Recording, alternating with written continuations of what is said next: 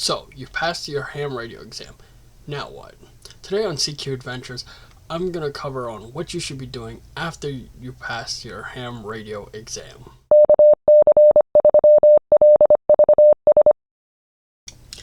I'm Casey3LVS and let's get right into the video.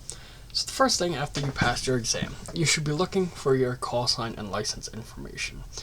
Now, the FCC will send you an email with a link to their website to your official copy of your license.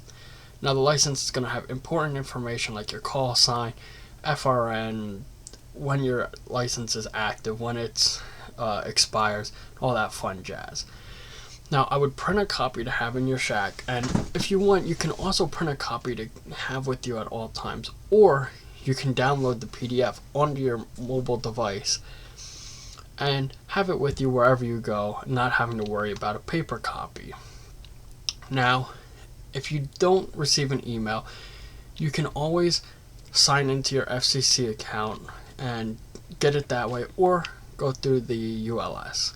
The ULS is the FCC system to do a license search. You can do it through name, through your FRN, or your call sign. But since you probably don't know your call sign, you'd have to do it by your name or your FRN.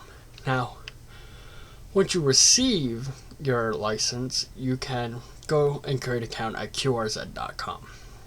qrz.com is basically where you can create your amateur radio biography, as well as many other people do as well. It's free. There is a paid subscription, but you do not need to do it to do any of this.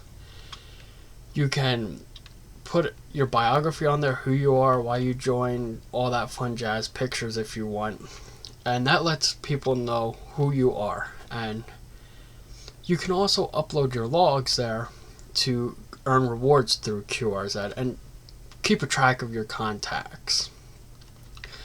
And just remember, your call sign is your identity on the radio. It's worth creating the QRZ so people know who you are, and it's worth memorizing that call sign. Now, the second thing is choosing your radio. This is where a lot of people kind of get stuck, because they don't know where to start, they don't know what they want, they don't know what to get. Now, I suggest that you start with a HT, which is basically a walkie-talkie. There's many tiers, and depending on your price range and budget, there's a lot of radios out there. So, the radios I suggest people get are Baofengs. Chinese radios, 10 watts, perfect for what they are. Very reliable. They will get you into a repeater at 10 watts, and they will get you to a certain area in when you transmit. Now, you could go up a little bit in price and budget and get a Retevis.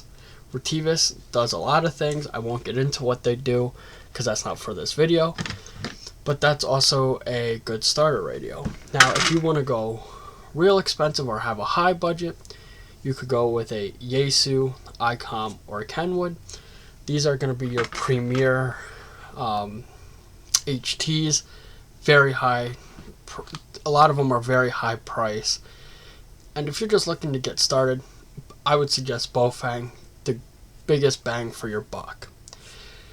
Now, the thing is, an HT is great, but in some states, using a mobile or handheld device is actually illegal while driving. Here in the state of Pennsylvania, we just had a law pass, but there was a provision for emergency communications, amateur radio, and CB. So in Pennsylvania, you can use this while driving.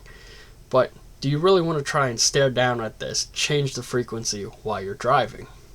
Not really.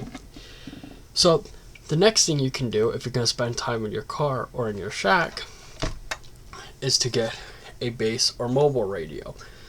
Now, there's many out there. You can get Yaesus, ICOMs, Kenwoods, or you can get brands like Wuxan. They all do the same thing, just different price ranges. Now, as a shack, in the shack, you'll keep this all together, this whole unit. But if you're going for the mobile application, most of these radios actually come apart. So you could put the head unit up on your dash while putting the base somewhere else in your vehicle. In my mobile setup, my actual radio part is in my trunk where my spare tire is, and my head unit is on the dash. Now, doing it this way, you're going to have to run power cables from your battery. You're going to have to run a line from the head unit back to the radio so you have control of it. And you're also going to have to run coax for your antenna, as well as a antenna and mount, which can get you started. It can get you started from anywhere from $150 to $300. So there are ups and downs, but if you're going to be in the car or the shack a lot, it's worth the investment. Now, you can really go up in price and get a shack in a box. And what I mean by this is you can get something like the Yaesu FT710, FT991. They will do HF, VHF, UHF, you name it. And I would only suggest this route if you're going to be serious about upgrading. If you're not going to upgrade, why bother? These things are like $900. Plus, until you get tuners, cables, power supplies, antennas, you're talking big bucks. So, unless you want to make the investment and upgrade, I would stick to a simple 2-meter VHF, UHF, mobile/base. And if you don't even want that, HT is perfectly fine. Like I said, HT 10 watts, mobile bases, I didn't say this, but they do 50 watts, get you out a lot more. And you don't need to spend a fortune to get on the air. Start simple, see what you like, and then go from there. Now, my third thing is you should learn operation practices. Now, there's a lot of ham radio lingo. There's things like CQ, 73, QSL, QRZ, things like that. These are mainly used on HF. Now, you'll hear 73 on repeaters, 2 meters. Hear QSL. They're simple things. 73 is basically our way of saying goodbye. Instead of saying goodbye or see you later, we just say 73, and that's what that means. QSL is a way of saying copy that or do you copy that, depending how and when you say it. Now, a lot of times on repeaters you're not going to say QSL, but on simplex frequencies and on HF you're almost always going to say QSL because band conditions change and someone might not get it. Now, CQ is just a way of saying I'm looking for someone to have a QSO with. QSO is a conversation. And when you say CQ, what does it sound like? It sounds like the word seek and you. So CQ. Self-explanatory. Now, if you're going to be on a repeater and you're just listening or you're open to having a QSO, you don't want to say CQ. And for instance, I wouldn't say CQ KC3 LVS. I would say KC3 LVS monitoring. That way people know I'm on the repeater, just listening, and I'm here if they need anything. Now that that's out of the way, you also need to identify your station every 10 minutes during a QSO. So if you're on a repeater talking and 10 minutes go by, finish your sentence and you can just say your call sign. Like you could say, yeah, I'm having a great day, KC3 LVS. Or you can say, finish your sentence and say KC3 LVS for ID. Both of these work, totally acceptable.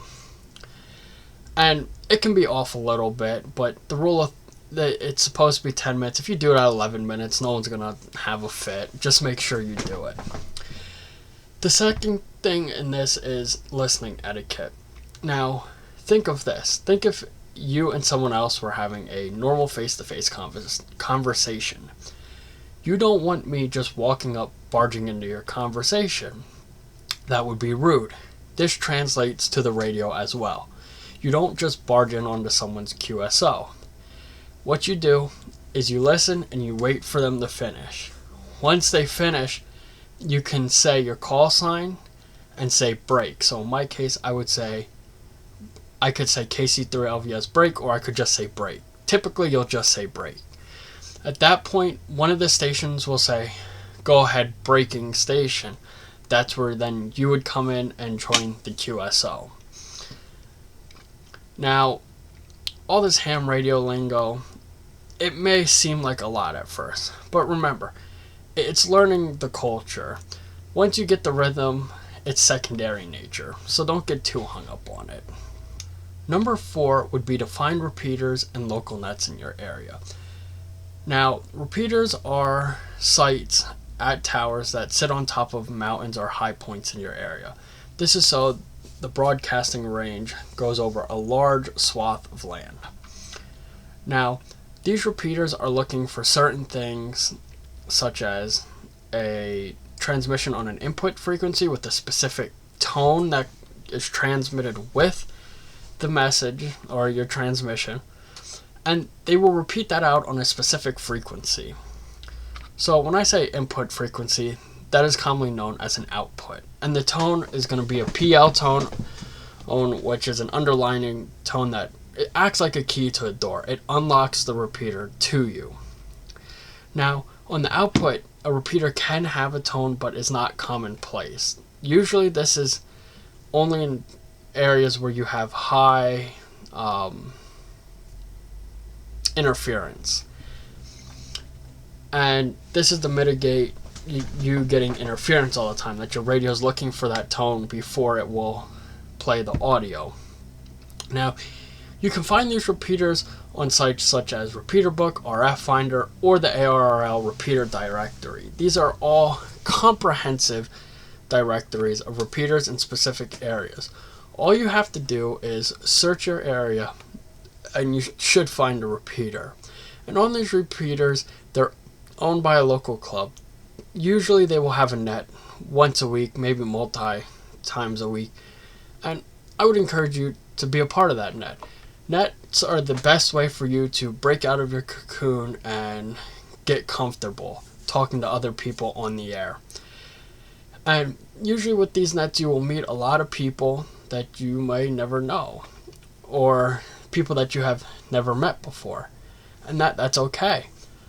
And nets are also to get some of the fastest and newest news on amateur radio, as well as maybe learning things about going on in the community with this club. Now, joining your first local net is one of the biggest steps you can take in being active on the air.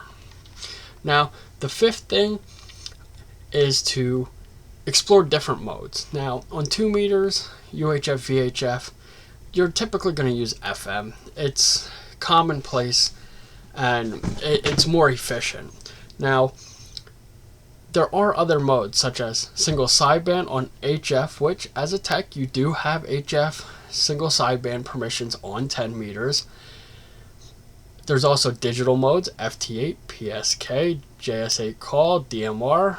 You can do digital as well on 10 meters. And I would also suggest doing or trying to learn CW to do CW. CW, you have access on your VHF, UHF, your 10 meters. Also, you have access on 15 meters, 40 meters, and 80 meters for CW as a tech.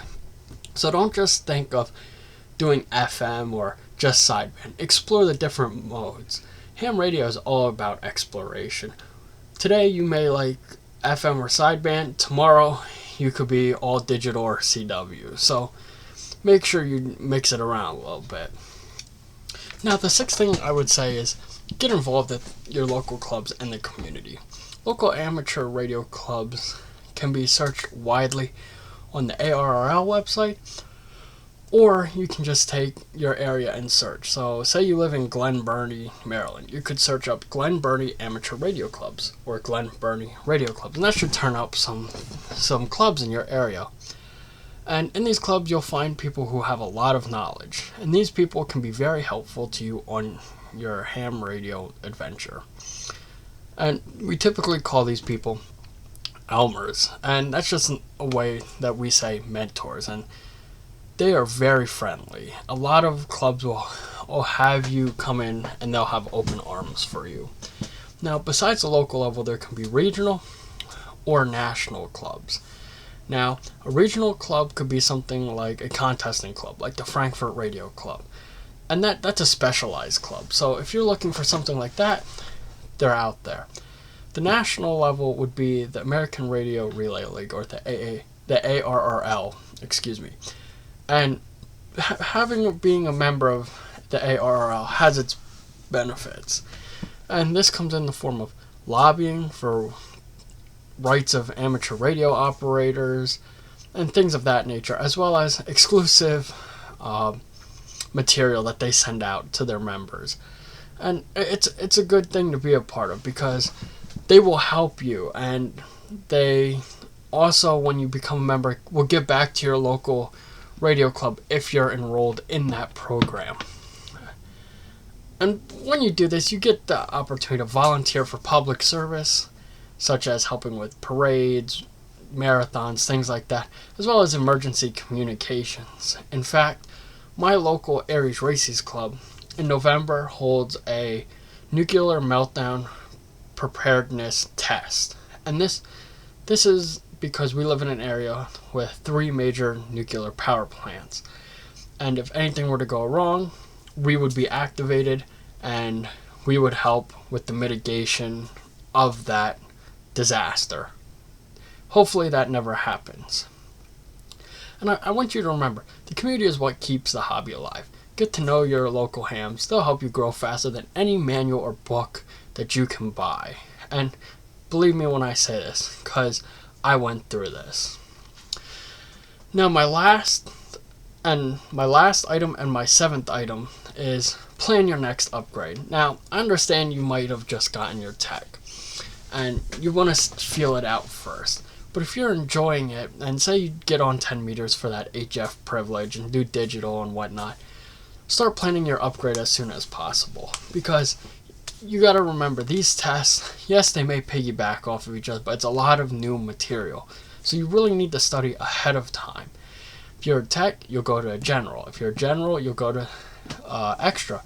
Or if you're a tech, you could study for the next 2 and take both in the same sitting, which there are people that do, or there's people that take all 3 in one sitting.